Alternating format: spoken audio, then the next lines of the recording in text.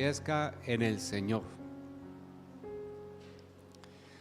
Hermanos, invitamos a nuestra hermana Luceli, que va a dirigir y desarrollar esta palabra, y vamos a orar por ella y poner en manos de Dios este mensaje que hoy nos trae, que es un mensaje muy nutrido que realmente nos va a deleitar.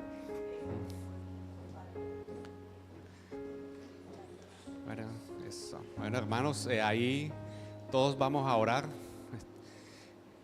Querido Padre Celestial, Señor de señores, Rey de reyes, Señor, aquí está presente, Señor, tu hija amada, Padre, que tú has escogido hoy, Señor, para llevar este mensaje, Señor, a toda la congregación, Señor. Te pido que a través de ella, Señor, le des toda la sabiduría, inteligencia, el entendimiento, Señor, que en ella esté la salud, Señor, la fuerza, Señor, y para que esta palabra fluya, Señor, y llegue a nosotros y crezca, Señor.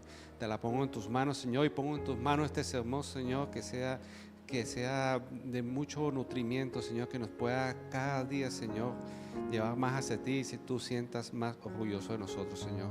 Te ponemos este espacio en tus manos, en el nombre de Jesús. Amén. Gracias. Que la paz que sobrepasa todo entendimiento esté en cada uno de los corazones, de nuestros corazones. Y hoy la enseñanza se titula Señalando hacia el camino de la cruz.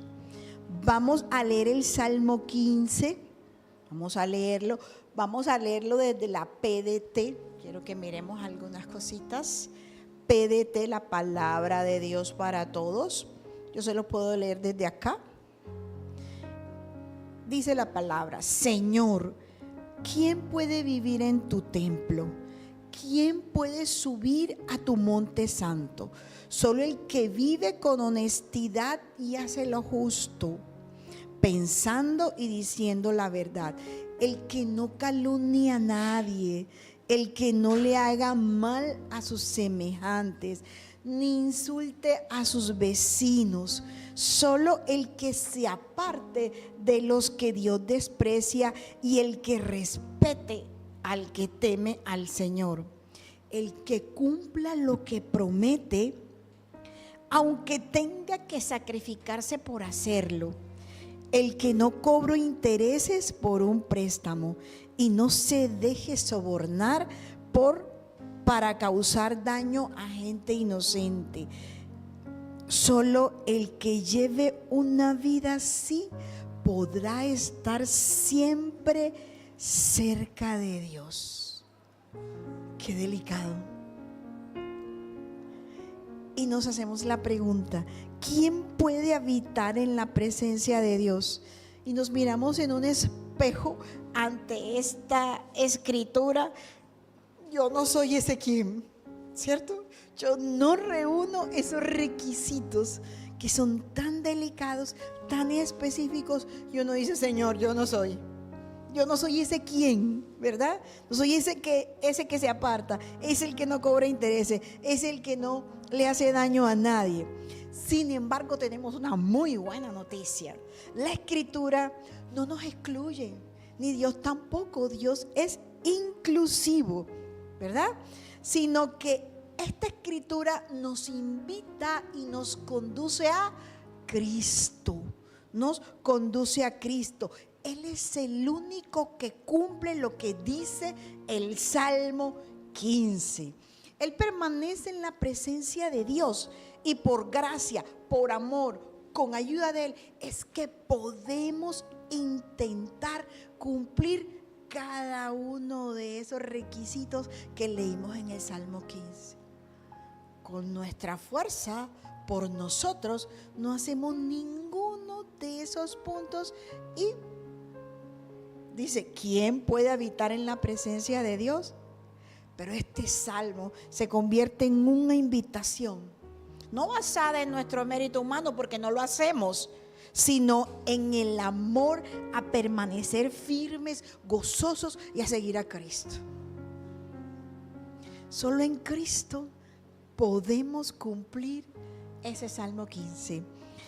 Ayer tuvimos una reunión muy hermosa con los líderes de Latinoamérica, los pastores y los líderes, y leíamos Tito 1 del 5 al 9, y Pablo anima a Tito, ¿verdad? A delegar, a escoger líderes, aquellos que reconocen a Cristo como su Rey y por tal aceptación se someten al reino de Dios. Entonces, aquellos que decidan seguir a Cristo y decir, este es mi Rey, nos tenemos que someter a estos requisitos, a todos estos requisitos que leímos en el Salmo 15 y que están en Tito en el capítulo 1. Por tanto, a cumplir con esos requisitos, pero en Cristo. Con nuestro mérito humano no se puede habitar cerca de Dios. Jesús es el mediador, Jesús es el puente para llegar a Dios. Y miramos, sí, hay personas que se dicen buenas, entre comillas, que hacen beneficencia, que ayudan. Y eso no está mal, eso está bien. Pero la única forma de habitar cerca del Señor es a través de Cristo. Solo tenemos bien claro que con Jesús basta. Hoy el texto, 1 de Corintios, del 1 al 18, vamos a mirar el 18. Dice la Escritura, me explico, el mensaje de la cruz es una locura. La otra versión dice, el mensaje de la cruz es una tontería.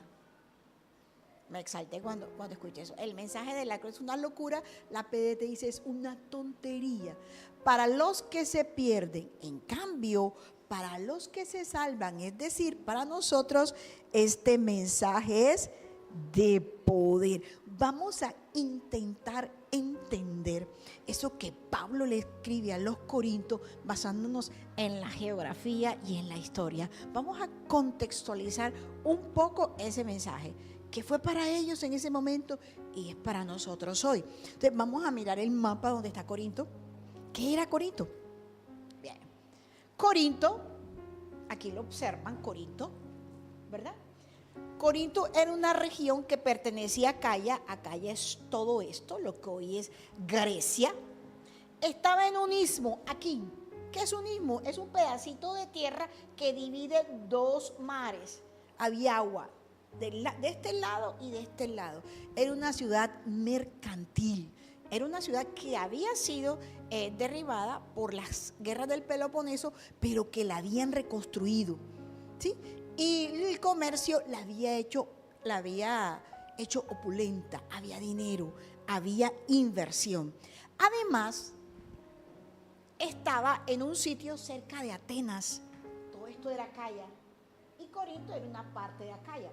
Venía gente tanto del occidente, que es Europa, tanto de Asia.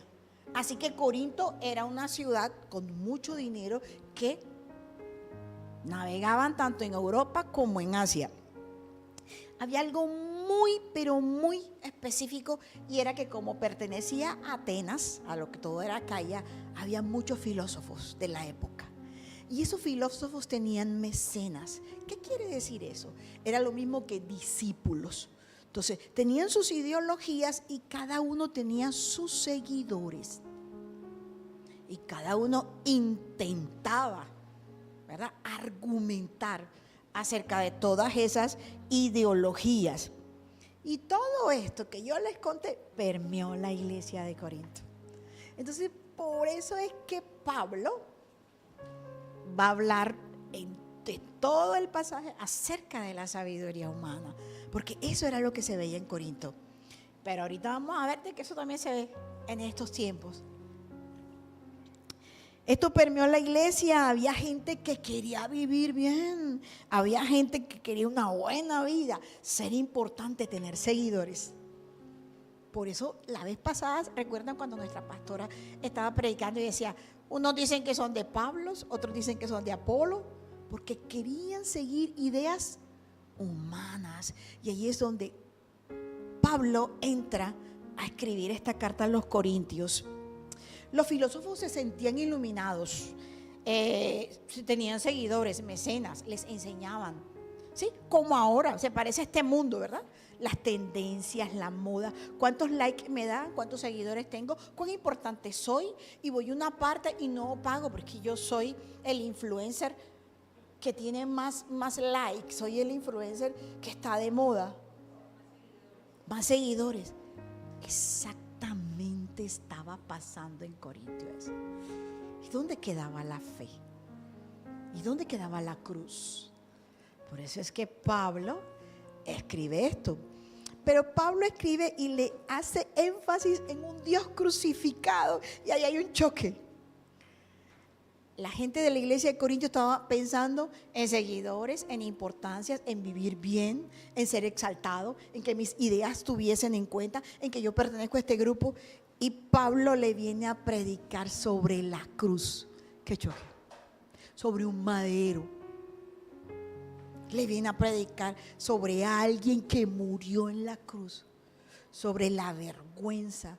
No solamente era morir en la cruz, era la vergüenza de ser crucificado, era la humillación, era la máxima señal de fracaso en ese momento de la historia. Era la locura de la cruz, era la herramienta de ejecución a los malhechores, era humillante, era brutal. Recuerden la lanza que le colocaron a Cristo, los clavos, era una vergüenza. Y había un choque. ¿Qué quiero ser yo?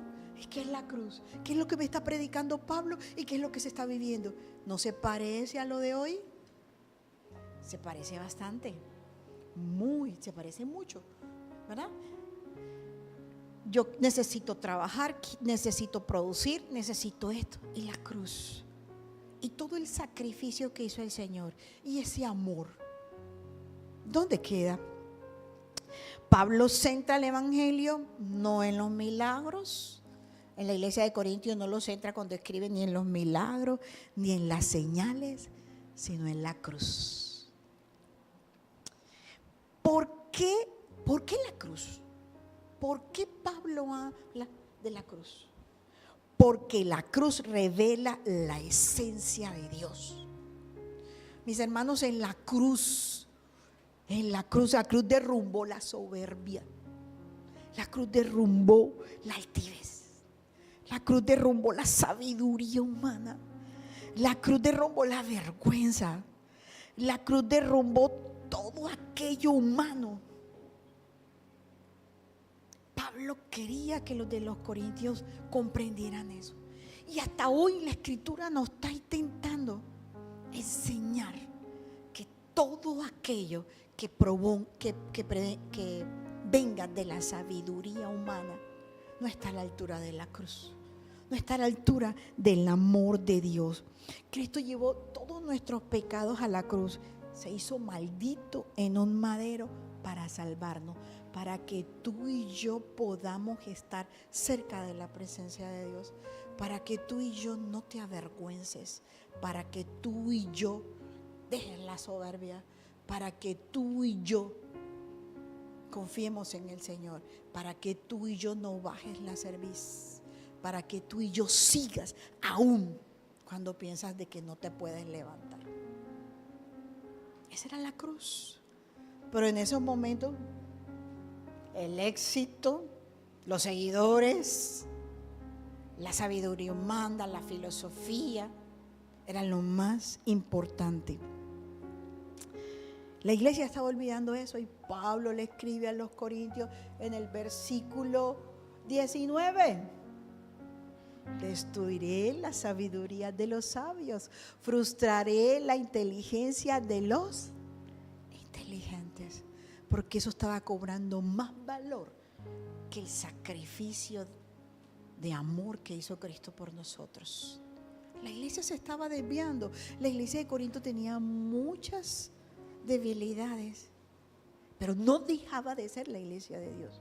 Ahí estaba Pablo escribiéndoles, exhortándolos, siguiendo, mirándoles.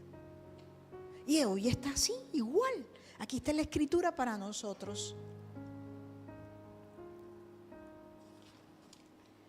Vamos al versículo 25, mi querido Jorge. Pues la locura de Dios es más sabia que la sabiduría humana. Y seguimos. La locura de Dios es más sabia que la sabiduría humana. Y la debilidad de Dios es más fuerte que la fuerza humana. El amor de Dios parece una locura para el mundo adicto al poder. ¿Cómo iba a ser de que alguien que estaba en un madero, que estaba en vergüenza, que lo crucificaron, cómo iba a ser más poderoso que el que estaba abajo y tenía el poder y podía comprar y podía azotarlo? ¿Cómo? ¿Cómo iba a ser eso? Porque la locura de Dios es más sabia que la sabiduría humana. Y recuerdan que le decían los soldados romanos: si tú eres Dios, ¿por qué no te bajas de ahí? El poder. Porque el concepto de poder que tenía en ese momento el imperio romano era un poder militar, era un poder de estatus, era un poder de dominar, era un poder de hacer daño, era un poder de que soy yo el emperador. Eso es un pensamiento humano de poder. Y le decía: si tú eres Dios, ¿por qué no te bajas de ahí? ¿Dónde está tu poder? Pero es que el poder del reino de Dios, gracias a Dios, no se parece al de nosotros. El evangelio no es una idea humana, no es una idea humana. No la hicimos con las manos, no viene de aquí hacia allá, viene de arriba hacia abajo. A Dios se le ocurrió deliberadamente por amor la cruz. Esa no es una idea humana, es una autorrevelación de Dios, de arriba hacia abajo. Y ese amor trino, ese amor se representa en el Padre que envía a su Hijo, y el Hijo se obedece, ¿verdad? Se ofrece a sí mismo: yo voy. Y la obra del Espíritu Santo sostiene esa obediencia. Una locura para los corintios, una locura para los que se pierden, ¿cierto? Para los que no quieren recibir el evangelio. Una locura. ¿Cómo es que ese hombre lo envió Dios y murió por nosotros? Le hicieron de todo, lo clavaron en una cruz, la vergüenza y todo. ¿Cómo me vas a decir de que eso me salvó? ¿Cómo me vas a decir que eso es poder si no se pudo bajar de la cruz? Ese poder es infinito, da vida eterna. Ese poder trasciende, no se queda aquí como las cosas materiales, trasciende hacia arriba. ¿De quién fue esa idea? ¿De quién fue esa idea de salvarnos por amor? ¿De quién fue esa idea de que aquel que estaba humillado allá se iba a transformar en el rey y en el que te iba a cambiar la vida? ¿De quién fue esa idea? Vamos al 21, versículo 21. No fue nuestra. No tiene nada que ver con el raciocinio humano, ni con nuestro mérito, ni con nuestra intelectualidad, ni con nuestro dinero, ni con nuestro estatus, ni con nuestra forma de ver las cosas. Versículo 21. No lo responde. Ya que Dios en su sabio designio dispuso que el mundo no lo conociera mediante la sabiduría humana. Yo cuando leía esto yo decía: Dios mío, Él no nos dio la posibilidad racional de esto. Él fue quien lo creó, Él fue quien dispuso. Tuvo bien a salvar mediante la locura de la predicación a los que creen. A los que creen. ¿Quién fue? Dios dispuso. ¿Quién decidió? Dios decide. ¿Quién salvó? Dios salva. ¿Quién toma la iniciativa de todo? Dios. ¿No fuiste esto? Ni fue ningún logro humano. Dios toma la iniciativa de todo. Dios nos rescata de este mundo controlado por el poder, el dinero, la autosuficiencia, el yo mando, el yo sé. Yo soy el que controlo, yo soy el que domino, yo sé ser más que tú, yo soy el especialista, yo soy el doctor. Esa autosuficiencia que el Señor no tomó en cuenta. Hay una parte de la Escritura que dice: bienaventurados los pobres de espíritu, bienaventurados de aquel que dice que yo necesito, bienaventurado de aquel que dice: Señor, ayúdame, bienaventurado de aquel que dice: es que no puedo. Dichoso, feliz el que dice: te necesito, Señor. Porque el que no te necesita dice: Es que yo puedo hacerlo, yo lo puedo controlar, yo puedo arreglar esa situación. Por eso es el Señor dice: dichoso, feliz y bienaventurado aquel que tiene esa necesidad, que esa sabiduría humana le es insuficiente.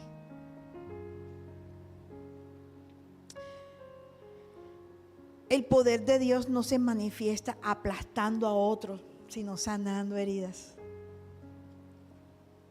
El poder de Dios es la cruz, locura para algunos, cosa incomprensible para algunos.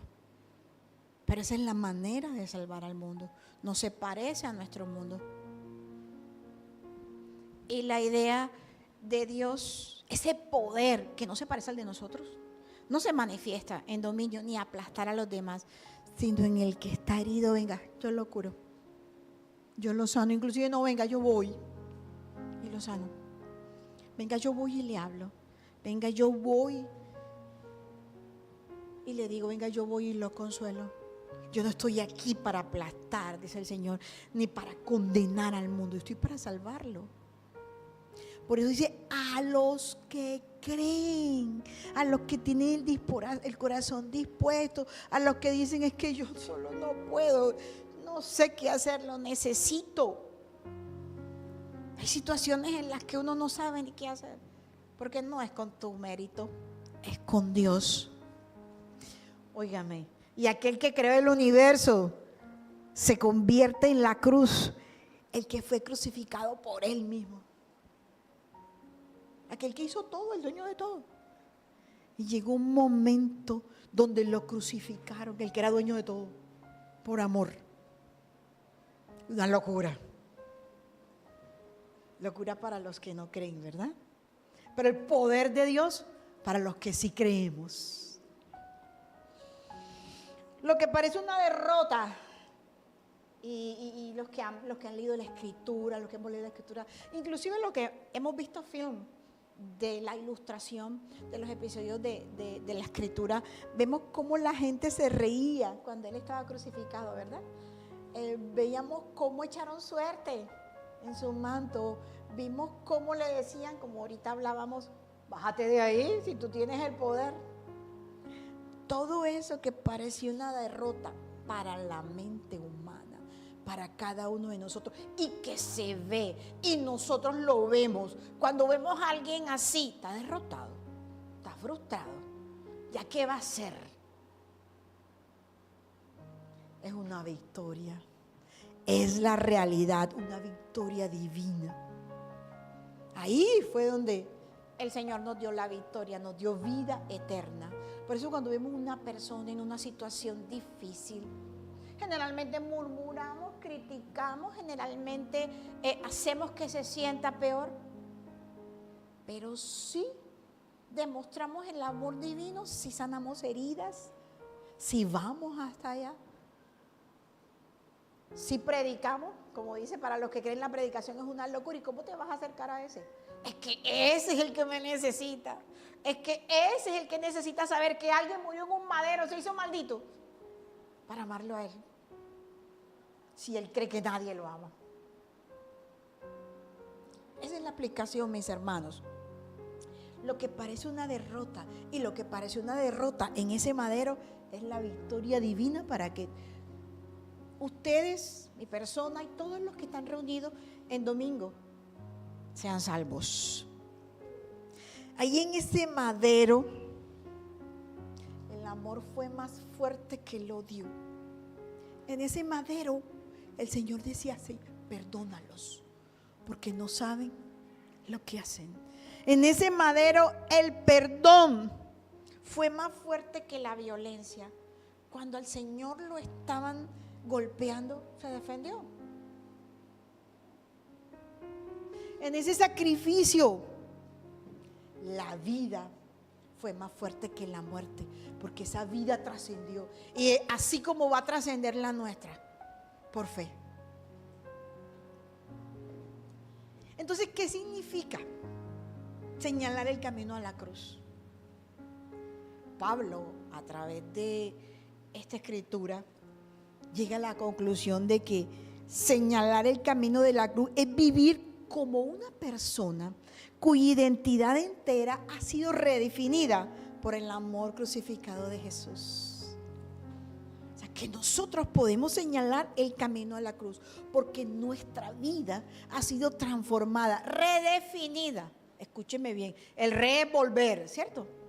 Y el trans es ir más allá, redefinida y transformada por el amor. Pero no por ese amorcito por ahí, eso yo te quiero, yo te amo, un besito. No. Por el amor crucificado de Cristo. Por su sangre. Mi querido Jorge, vamos al 27.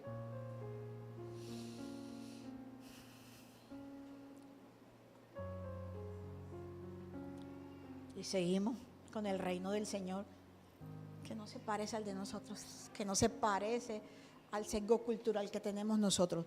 Pero Dios escogió lo tonto del mundo, ahí dice lo insensato del mundo, para avergonzar a los sabios. Y escogió lo débil del mundo para avergonzar a los poderosos. También escogió Dios lo más bajo y despreciado y lo que no es nada para anular lo que es. ¿Por qué? Porque Pablo escribiría así, inspirado en el Espíritu Santo, por todo el contexto de la sabiduría humana que vivía Grecia en esos momentos. Y lo vivimos hoy a través de los medios de comunicación, a través de las redes, a través del que más sabe, del que más estudió, del que mejor se viste, del que mejor habla, inclusive en nuestro ámbito religioso, en nuestro ámbito eclesial.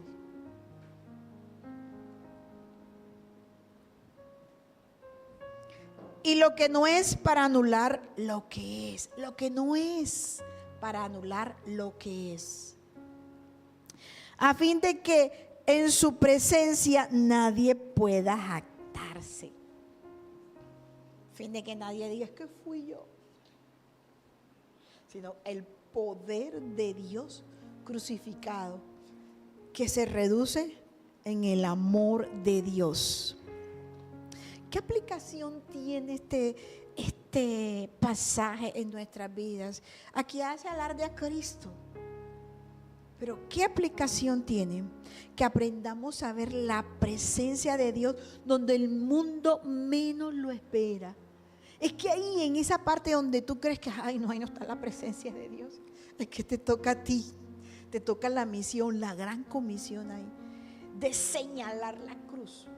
Tú no vas a hacer nada, tú no vas a hacer el reino, tú lo único que vas a hacer es señalar la cruz, señalar a Cristo, señalar lo que Él hizo por ti, señalar cómo te puede transformar. Entonces, ¿qué aprendemos de esto? De que ahí donde menos la gente espera encontrar a Cristo, seas tú quien hable de Él. En los quebrantados, en los que están tristes, en los que son despreciados por el mundo, en los que nadie quiere mirar, en los oprimidos, en los que dicen que yo necesito, en lo cotidiano, en lo ignorado, porque en ese momento lo que Grecia estaba en un momento donde dice el texto que eran adictos a la inteligencia, eran adictos al pensamiento filosófico, eran adictos a hacer teorías acerca de cómo las cosas se movían. Entonces, estamos llamados, ¿verdad?, a no buscar poder, ni beneficios, ni dominar, ni escalar, sino simplemente a servir. Simplemente a servir, y los demás dirán, qué locura, y este tipo sí es bobo. También lo dijeron en la antigüedad. Pero Pablo quería mostrar la cruz.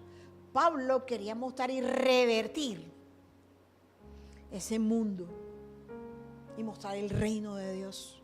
Recuerde que hemos aprendido que el reino de Dios está en el futuro, pero aquí hay un elemento, y es mostrar a Cristo, mostrar el camino de la cruz Y eso nos toca a nosotros. Ese es trabajo nuestro.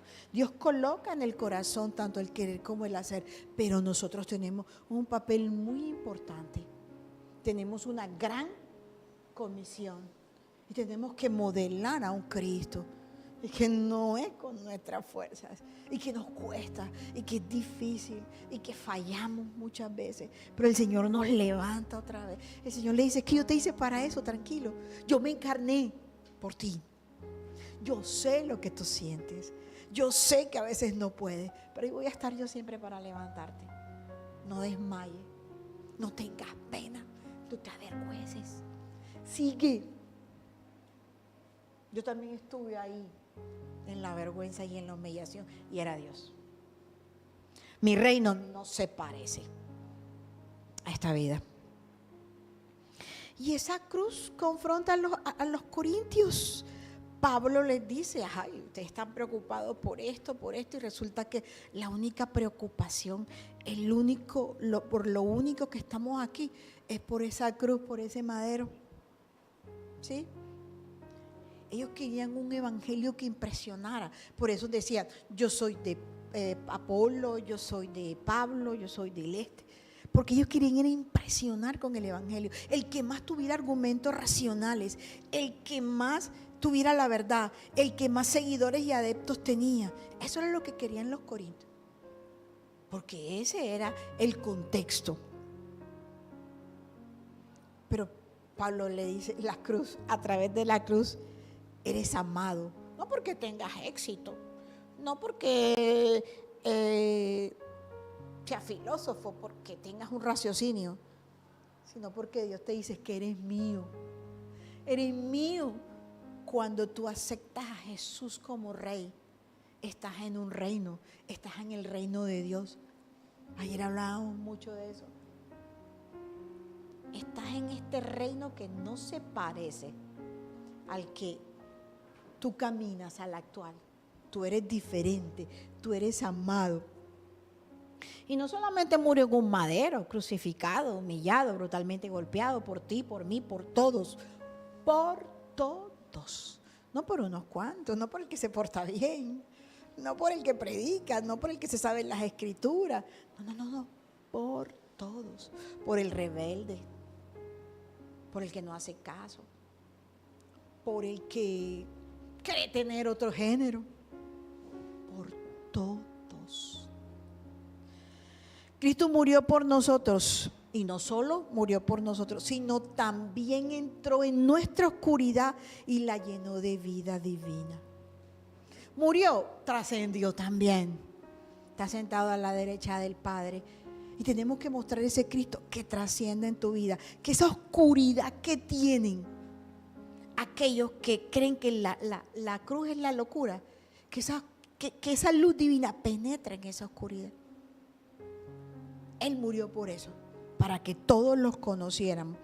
En el versículo 26, mi querido Jorge, Pablo le recuerda a los corintios, hermanos, y nos recuerda hoy a nosotros, consideren su propio llamamiento, porque usted está aquí.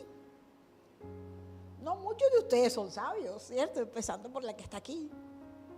Según criterio meramente humano. Recuerden que esa era la problemática de Corinto en ese momento. Ni son muchos los poderosos, ninguno de los que estamos aquí tiene dinero.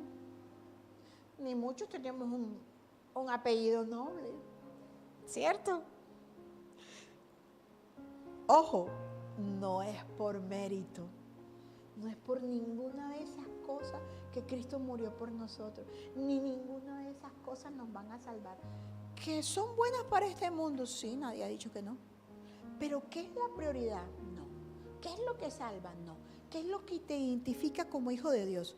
No. ¿Qué es lo que trasciende? No. ¿Qué es lo que Dios hizo en la cruz? No, a él no le importa nada de eso. Algunos pensamos que hemos ganado a Cristo por todo lo bueno, por todo lo que tengo, por todo lo que hago, ojo, por todo lo que doy. ¿Sí? E inclusive llegamos al punto, ojo con esto, y que el Señor nos cuide porque lo hemos hecho. lo hemos hecho en algunas partes. Cuando vemos que alguien está en una forma crítica, cuando le pasa algo malo, cuando, Dios mío, somos tan atrevidos de decir, se lo merecía. ¿Quién lo manda? Yo se lo advertí. Yo te lo dije. Sí, son argumentos meramente humanos. Y válidos, sí, pero ¿qué haces tú? ¿Qué haces tú? Así como el romano que le dice, ay, si tú eres Dios, ¿por qué no te bajas de ahí? O le dices, ¿qué puedo hacer por ti? Cuéntame. ¿Qué palabra de ánimo le das? Venga, hablemos. Ahora te toca a ti, tú verás a ver cómo solucionar el problema. Como dijo el romano, la cruz es la humildad, es la generosidad. La cruz es el poder del amor. A través de la cruz cedemos, sufrimos y la persona se transforma. El poder y la cruz, el poder humano y todo eso de que nos habla Pablo a través de todo el pasaje de hoy, de la sabiduría humana, ante la cruz, ante el poder de Dios, que para ellos es locura, pero para nosotros es poder. Esa cruz para nosotros es poder, fue lo que nos salvó, es lo mejor que nos ha pasado, es lo que nos tiene ahí sentados, es lo que nos tiene en paz, aún haya tormenta alrededor, es lo que nos mantiene bien bonitos como están todos hoy, en salud, en bienestar, en querer seguir aún a la derecha y a la izquierda haya tormenta, haya sufrimiento, ¿cierto? Es poder de Dios y ese poder es transformado en amor. Señor 30:31. Pero gracias a Él, dice Pablo, están unidos en Cristo Jesús, a quien Dios le ha hecho nuestra sabiduría, justificación, santificación y redención. ¿Qué quiere decir eso? Que a través de Cristo, como nosotros estamos unidos por Cristo, y le dice a los corintios, ojo, ustedes están unidos a Cristo, ustedes son una iglesia, Cristo es la sabiduría de ustedes, Cristo es la justificación de ustedes, Cristo es por el cual ustedes son santos, Cristo es el perdón de ustedes. ¿Por qué se basan en sabidurías humanas? ¿Por qué se basan en raciocinio? ¿Por qué quieren ser igual a este mundo? ¿Por qué quieren tener dinerito, dominio, poder por encima de la cruz? Ahora, que esas cosas sean malas, no, Señor, nadie lo ha dicho. Pero por encima de la cruz para jactarse uno mismo, no. Pablo les dice, pero gracias a Cristo, ustedes están unidos a Cristo, iglesia. A quien Dios ha hecho a Cristo, la sabiduría de ustedes. ¿Quieren sabiduría? Pídansela a Cristo, pídansela a Dios. ¿Por quiénes fueron justificados, hijos? Por Él. ¿Por quiénes son ustedes santos? Por Él. ¿Quién los perdonó? Él. Y aprendimos en la teología de Barth que no hay albedrío, no hay libre albedrío. Lo que tú tienes que hacer está escrito. Las decisiones tuyas están escritas. Dios las dejó inspiradas por el Espíritu Santo y escritas por los profetas, por los apóstoles. Tú no tienes libre albedrío. Para los que estamos centrados en Cristo no hay libre albedrío. Ahí está la Escritura. Jesús se convierte en nuestro camino. Y eso es lo que les dice Pablo aquí. Jesús es la sabiduría. Dios ha hecho nuestra sabiduría a través de Él. Nos justificó a través de Él. Nos santifica a través de Él. Solo somos santos a través de Él. Y somos perdonados a través de Él. El 31. Pero que como está escrito, si alguien ha de gloriarse, dice, esta enorgullecerse, que se gloríe o se enorgullezca en el Señor, que es lo único que hay que gloriarse, es de lo que Dios ha hecho a través de Cristo en la cruz. Es de lo único. Ahí sí, vea, póngase bien bonito y orgulloso. Y yo siempre me acuerdo de mi profe Carlos. Yo no le entendía a él, le soy sincera. Hace como 10 años, pastora. Yo no le entendía al pastor Carlos. Es que yo soy el hijo amado de Dios. Es que yo soy el pechichón. Yo dije, este señor, ¿qué le pasa? Entre mi ignorancia, era mi profe de teología, y entre mi ignorancia le decía, y este tipo sí es orgulloso, el que se está creyendo, que porque tiene los ojos verdes, ¿se acuerdan? No, él se gloriaba de Cristo, él se enorgullecía, y de él aprendí, cada vez que lo vea, pues se lo voy a decir, se enorgullecía de Cristo, tenía esto claro, yo no lo tenía claro, gracias a Dios, lo tengo claro. Pero yo no lo tenía claro. Él se enorgullecía de eso, ¿sí? Y a veces nos quedamos opacados en un asientico cuando estamos en una reunión porque somos cristianos. No, que la luz de Cristo brille ahí, no importa. Alguien hablaba con alguien en la mañana y decía esto, ay, las críticas ya no me hacen. No, que dijeron, que digan, que sigan diciendo. La relación que yo tengo con el que está arriba y la relación que ustedes tienen con el que está arriba está por encima de las críticas, está por encima de las crisis, está por encima de todo lo malo que hablen, digan o pasen. Dios mío, ayúdanos a madurar cada día, a quedarnos callados porque hay alguien que pelea por nosotros. Nos convertimos en testigos de la cruz. ¿Cuándo? ¿Recuerdan el Salmo 15? Cuando no causamos daño, cuando ejercemos el ministerio de la reconciliación, ¿sí? Cuando sanamos heridas, cuando aconsejamos, cuando nos reímos, cuando intentamos entender al que está roto y dañado. Ahí señalamos a Cristo, ahí nos convertimos en testigos de esa cruz. Padre, te damos gracias porque tú eres bueno, porque tú eres maravilloso, porque tú nos amas sin depender de nuestro actuar. Pero tú nos conduces, Dios, a Cristo. Tú quieres que cada día mejoremos, Señor. Tú quieres que cada día lleguemos a esa estatura, Dios. Pero nosotros solos no podemos. Tenemos que seguir a Cristo. Tenemos que saber quién es, qué hizo, Señor. Tenemos que mirar que somos súbditos del reino de Dios y por tal tenemos que cumplir, Señor, esos requerimientos de amor. Eso que dice la Escritura, Señor, eso de no hacer daño, eso de mirar al otro como más importante, eso de hablar, eso de amar, de valorar, de no destruir. Señor, intentamos hacer nuestra parte y lo demás lo haces tú.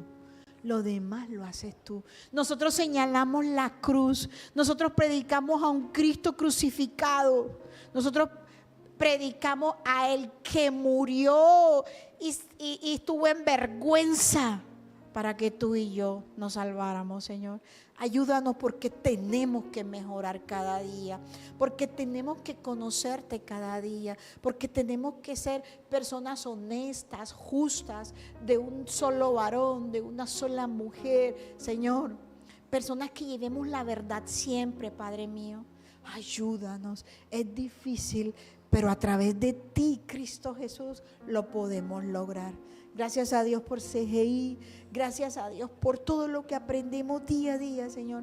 Gracias a Dios porque vivimos en tu reino, Señor, a pesar de que nos tienes aquí en esta tierra para mostrar tu reino.